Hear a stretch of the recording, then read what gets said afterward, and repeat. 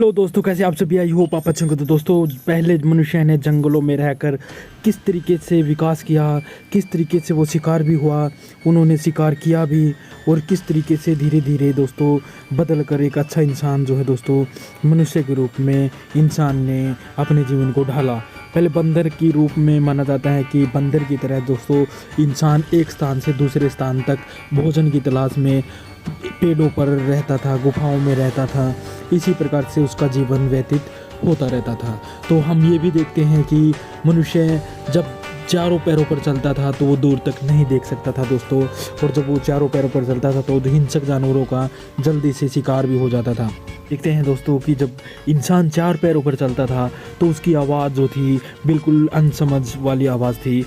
बिल्कुल आदि मानव की आवाज़ को जो है संकेतों के रूप में समझ सकता था। पेड़ों पर रहता था, जंगली जानवरों से डरता था। रात के समय पर बिल्कुल बहुत भयानक डर लगता था। गोरिल्ला जो चिंपैंजी थे दोस्तों, चिंपैंजी की संतान हम माने जाते हैं कि बंदरों से कैसे इंसान की उत्पत्ति हुई। कंदमूल के बीज खाकर वो अपना पेट भरता था, कभी कभी शिकार भी कर लेता था। शिकार जब नहीं मिलता था तो दोस्तों पेड़ों पर पत्ते खा लेता था, कंदमूल के बीज खा लेता था। तो इसी प्रकार से गुफाओं में रहना स्टार्ट कर दिया दोस्तों। जब धूप लगी, बरसात आई, बिजली कड़की, तो उसने पर प्रकृति से डरकर गुफाओं में रहना, पेड़ों पर रहना शुरू कर दिया था। हम ये भी देखते हैं कि मनुष्य धीरे धीरे दोस्तों विकास की तरफ बढ़ रहा था। कि विकास जब बढ़ रहा था दोस्तों तो उसने अलग अलग फलों की पहचान की।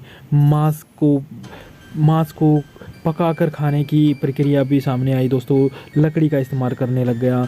लकड़ी का इस्तेमाल जब करने लग गया तो दोस्तों बहुत सारी चीज़ें उसको पता लगी कि किस प्रकार से मनुष्य ने दोस्तों काफ़ी विकास किया है लकड़ी का, हड्डी का इस्तेमाल करके।